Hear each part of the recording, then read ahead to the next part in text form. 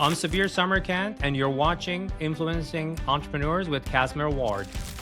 After years of teaching entrepreneurship and consulting business owners, I realized that true knowledge comes from the wins and losses of those entrepreneurs. These are the stories of those business leaders.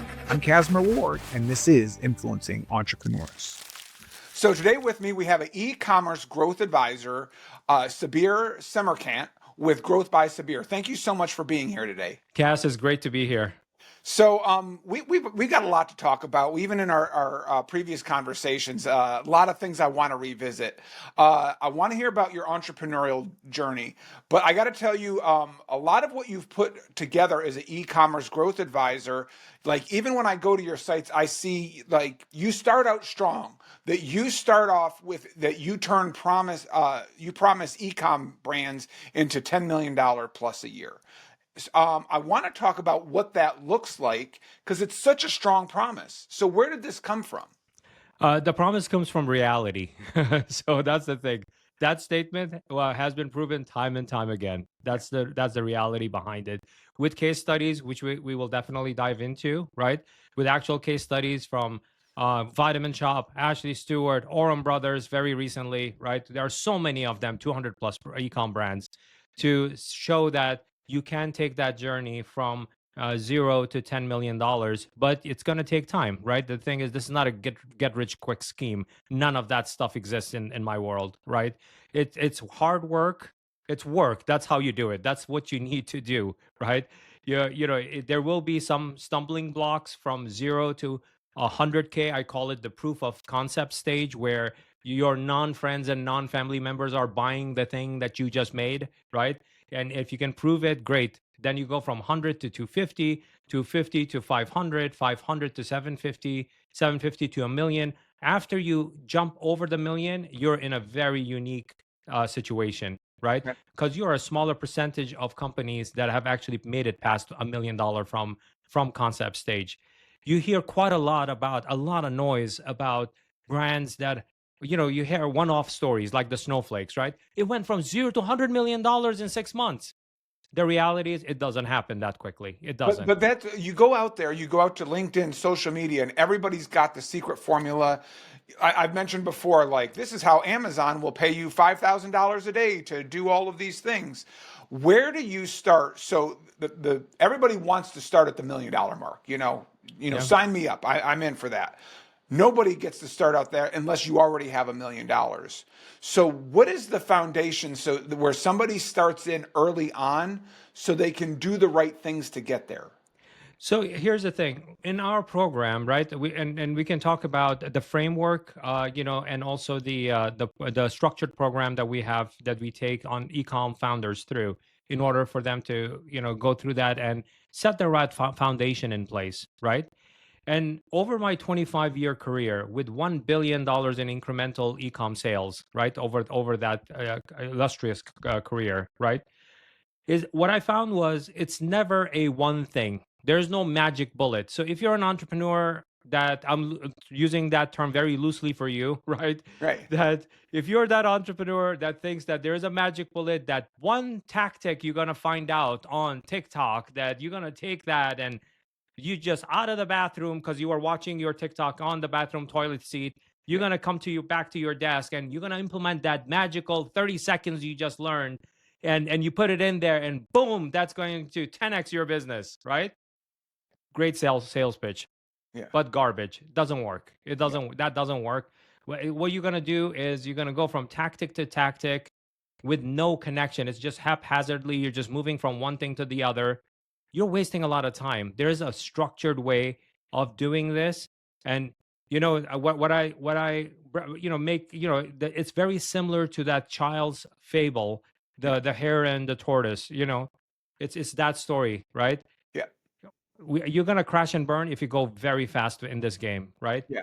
Being very intentful, being the tortoise, being the turtle, being very, very slow about and intentful about what are the 5 things you're going to work on this week or 3 things you're going to work on this week. It's not 17,000 things that you have on your Trello board, to move it from here to Asana to this and that. And you have made up all these fancy workflows. No, put it on your finger. No app needed. these are the 5 things I'm working on.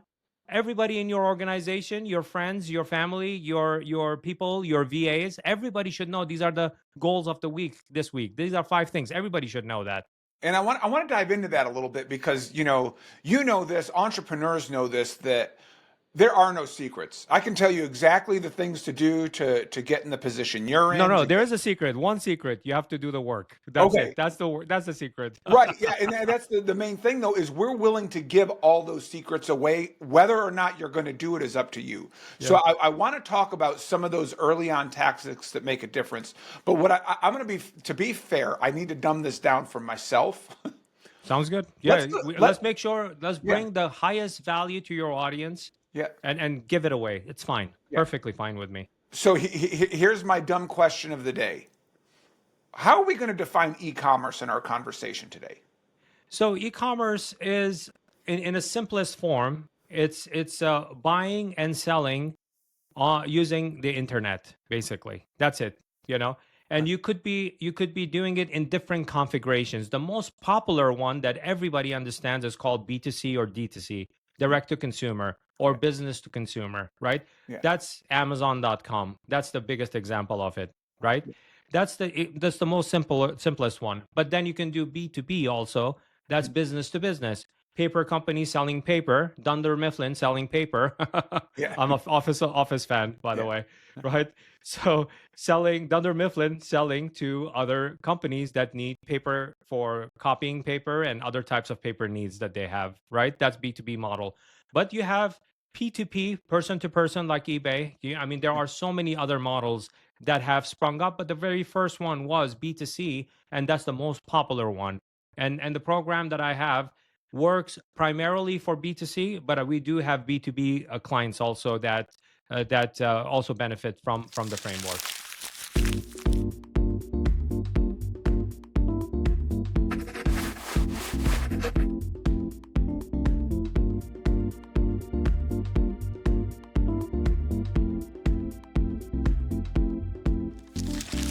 So let's talk about some of those tactics, and because there's the 3 different type of tranches, let's talk about the B2C. Okay. So rule number one, Cass, it's not tactics. You have to have a strong foundation, and you have to have the right strategy that drives that foundation. Right. Okay, so again, and I'm so glad we're having this conversation because I agree with you 100% for any business tactics, but let's define what you mean by foundation. What if I want to build my foundation today to get my YouTube channel from 12 followers to 13? That'd be a big milestone for me. Actually, the right mindset. Okay. That's exactly the first rule of my game. Okay. Don't set gigantic goals. You're gonna fail and fall on your face. Rule number 1. What is the barometer that you want to set up? What is that scoreboard you want to set up? You just said 12 to 13. My rule is when you start your day, set a goal of 1% improvement. That's it. 1% improvement in anything that's not a vanity metrics, but it's actually a meaningful thing. In case of e-commerce, for example, you use email marketing to reach out to your consumers. Yeah. Can you move the needle just on the open rate? Forget about click-through rate. Forget about down the funnel to come to your site. Forget about those things. Yeah. Today is Thursday. Thursday morning when I wake up, before I sit down at my desk at 8 a.m. or 9 a.m., my goal is to improve my open rate by 1%. That's it. That's my rule, right? If you continue picking out the right metrics on a daily basis, it could be any part of your business. It could be in the back end order fulfillment in your warehouse, right? Something that has nothing to do with your website directly. It's indirectly, you're fulfilling orders on the back end. Improve that. Pick, pack, and ship. That entire process used to take you 3 hours to do one order. Now you're doing it in 2 hours, 45 minutes. It used to take you 18 minutes. Now it takes you 16 minutes, right? 1% improvement. That's it. That's basic rule. Okay. So going back to that, let's kind of build on that with the foundation. Okay. Yeah. You mentioned email newsletters, like whether it's me, and real quick, I'm probably not the best example. Let's talk about the business to consumer. Yeah. You know, hopefully selling a product of some sort, physical, digital, whatever. What does that foundation look like? Are we spending time in our newsletters, in our messaging, in our paid ads? Like, what is a good foundation made of? A good foundation is first understanding that it's not a one trick thing that you need to do. Like it's not a magic bullet. It's not at all, right? Yeah. It's not. This is one of the reasons like when I do consume a lot of YouTube content, right? A lot of content, right? If I'm not working, even if I'm working, if I'm focused here working on something, I have a YouTube channel running in the background.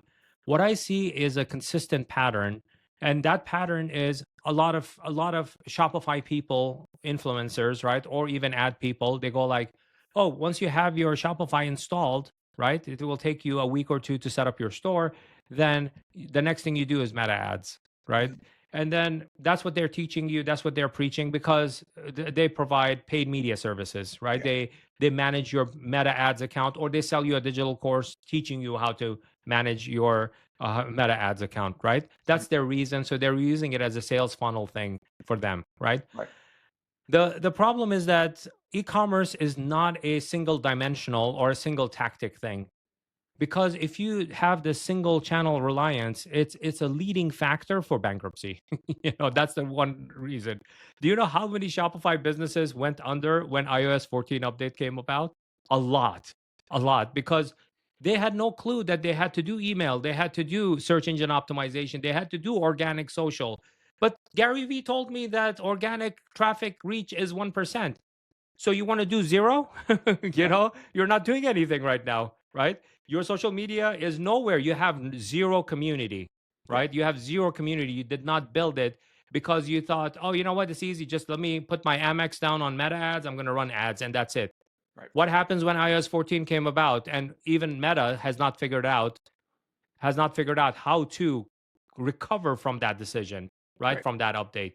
And let alone right now, Google has been constantly been saying, Google Chrome has been saying that they are going to be the next one implementing some of those things, right?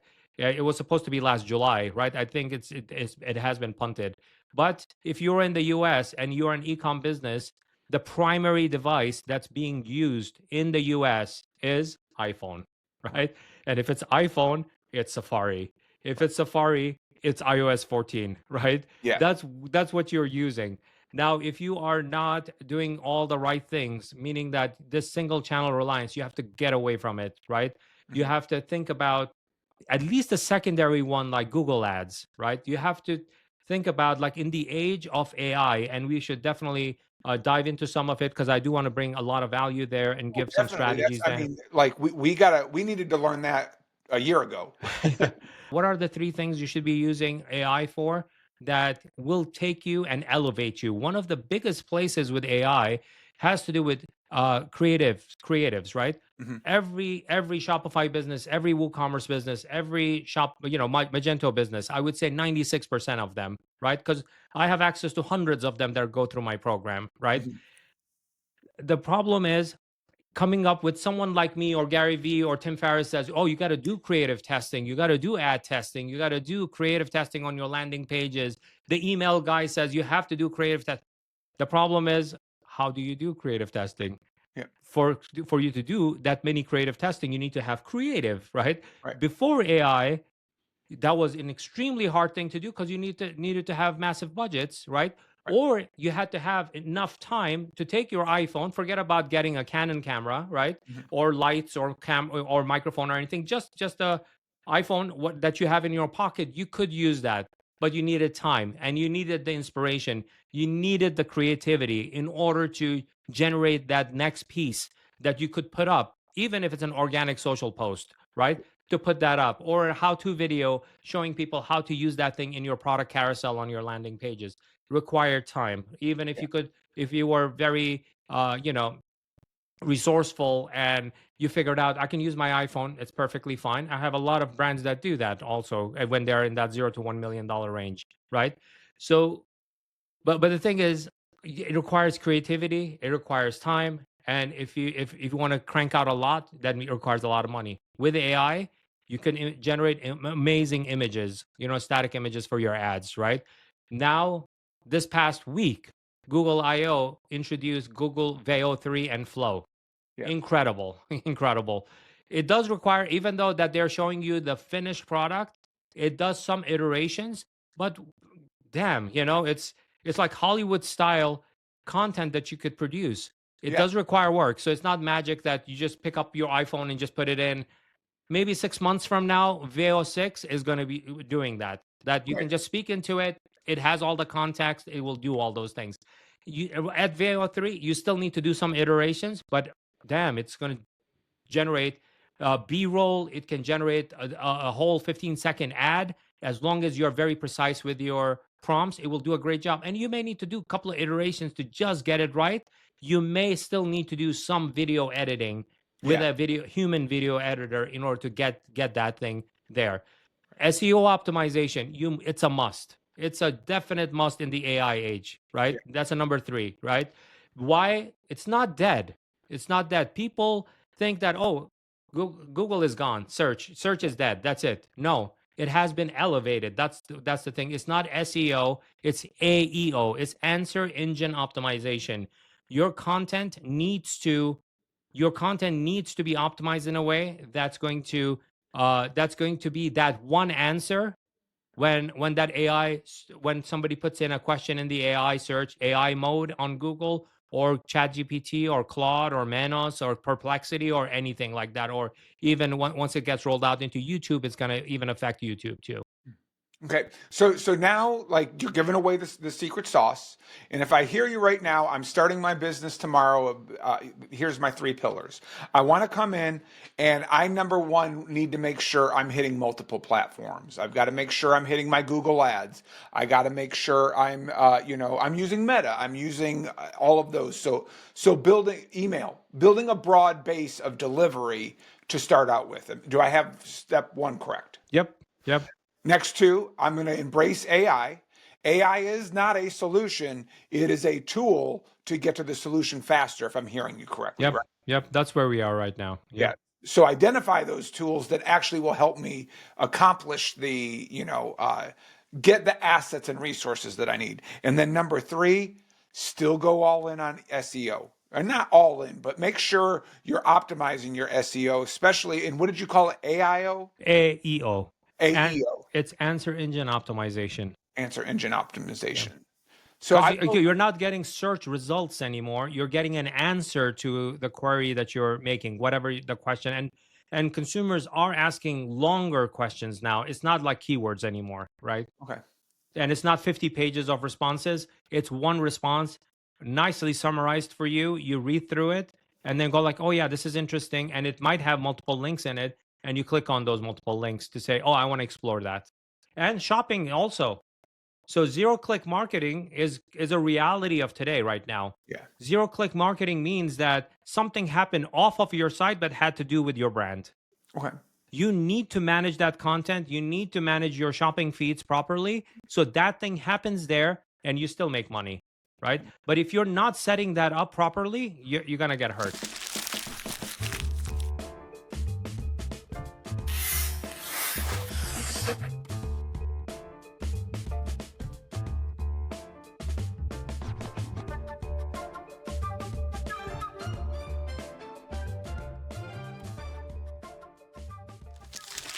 One thing I want to make sure we don't shortchange is your perspective and your investment on AI and how you're kind of focusing now on that to even go to the next level.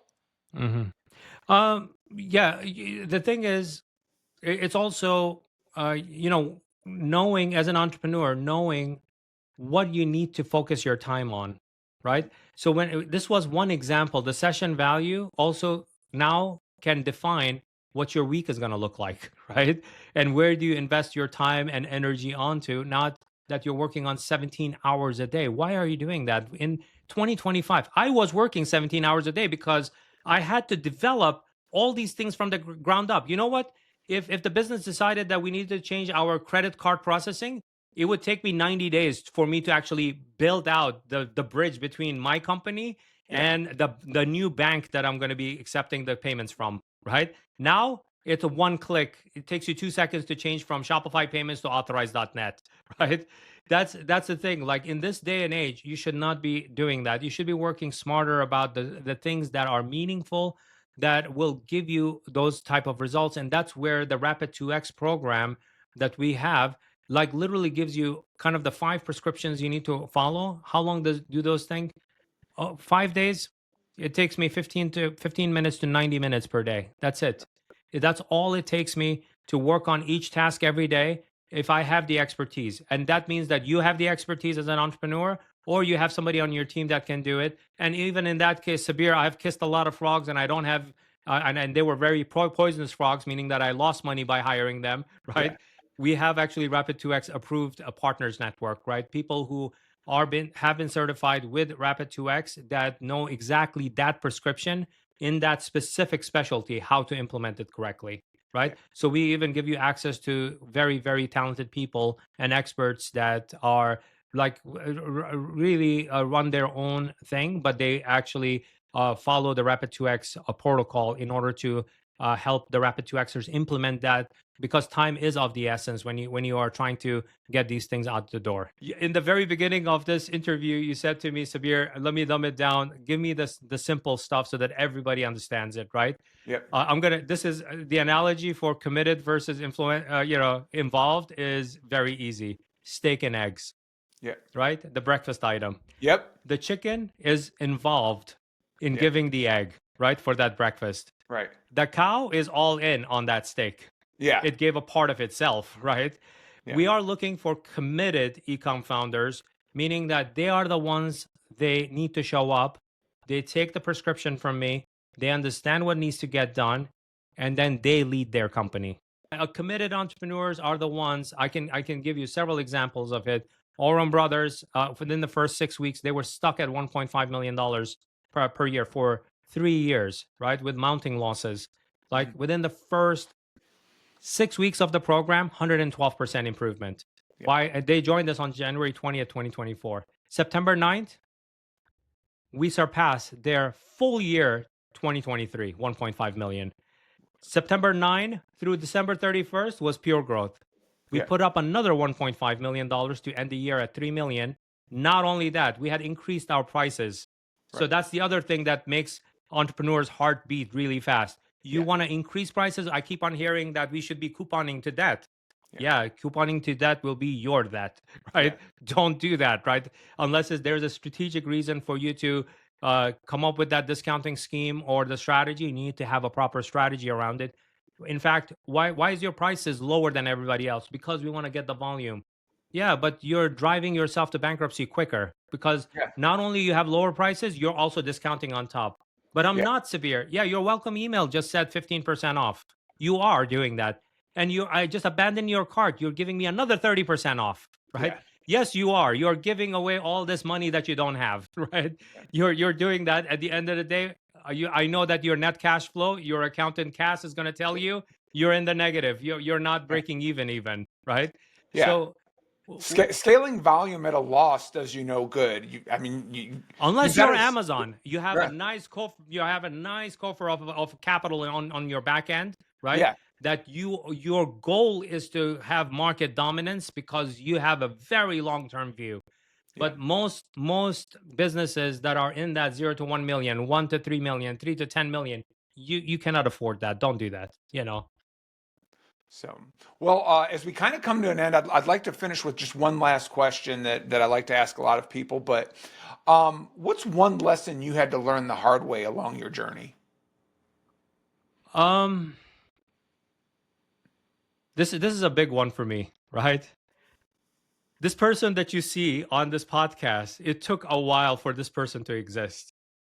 I had an anniversary dinner with my Vitamin Shop team, a 20-year reunion or something like that, right?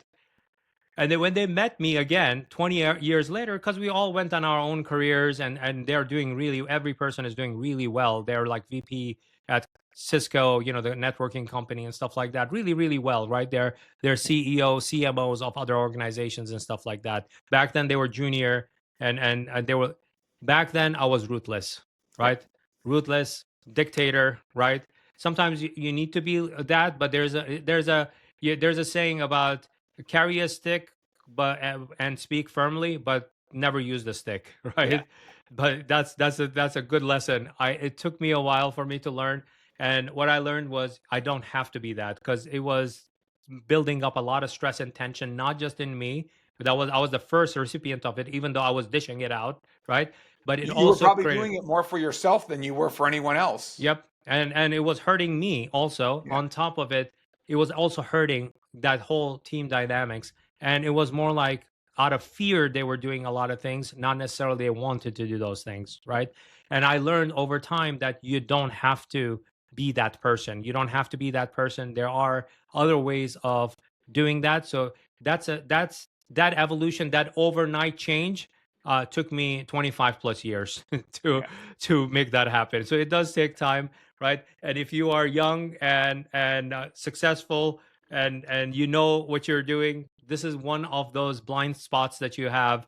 That, take it from me, I've been there. You don't have to be that person at all. Yeah. And And you don't have to be either very nice that people walk over you either, right? But there is you have to strike a balance between those two worlds, right? A dictator versus an advisor. yeah. And honestly, it's the healthier practice, looking in hindsight, is be the leader you'd want to follow. Yeah. Instead, what we do is we try to emulate the person that's the leader in our life, and we pick up all their bad habits. That's the number one thing. That's actually a great advice there out of this, right? Mhm. Is that when you are, especially, I don't know if you have audience members who are starting their career, right? They are just out of college or they're listening to this podcast from their college or university. The group you belong to matters, because that's going to be the initial roots and defining moment for the rest of your career, right? So if you join a company, right? When I say company, I don't mean an organization. I mean a company of team members. Like Yeah. it could be Google, but you have 6 people in your company, in your Yeah. like a team, right? If they are doing a lot of bad habits, right? Whether it's business habits, marketing habits, engineering habits, it doesn't matter, whatever the skill set is or their behavior, right? Personal habits. Yeah. That's going to rub off on you, whether you like it or not. It's going to rub off on you, and you have no idea how you will get conditioned if you stick with that group for 18 months to 24 months. That's going to become part of you, right? Yeah. You have to make sure that you are learning from the right organization. So when they say, and this, people use this very very loosely, cultural fit, right? Yeah. As an individual on the other side, you have to, one of the dimensions in the 8D method, my 8 dimensions that we talked about, right? One of them is team strategy and or optimization. This is what we actually do look at, in that it's an advanced dimension. Is because, one of the things I do is, if I want to hire, in a heartbeat, I'll hire that young, energetic, out of college. I'm going to teach them exactly the right habits they need to form early on. Yeah. As soon as they're 3 years into the workforce, and now I need to hire that resume. I need to undo a lot of the bad habits. And for some people, it's very hard for them to undo a lot of things that they learned, because that worked over there at ABC company. What are you talking about, right? No, I don't want you to do it that way. I want you to do it this way, right? This is the right way to do this thing, right? That's why I would rather hire somebody like that out of university and coach them and give them and learn them the ropes that they need to learn, so that they start out great habits over their career. Not that these bad habits they thought was the norm of the day. It's not. It's actually bad habits. Yeah. Well, Sabir, I can't think of a better place to end on this. I really appreciate your time and you being a part of today's talk. Cass, thank you for sharing your audience, your platform with me. I had a great time having this discussion with you. Oh, excellent. Well, we'll get everybody directed to your website. Thank you. Oh, thank you. Thanks for watching. To watch more episodes of Influencing Entrepreneurs, be sure to subscribe on YouTube at Nexagy Education.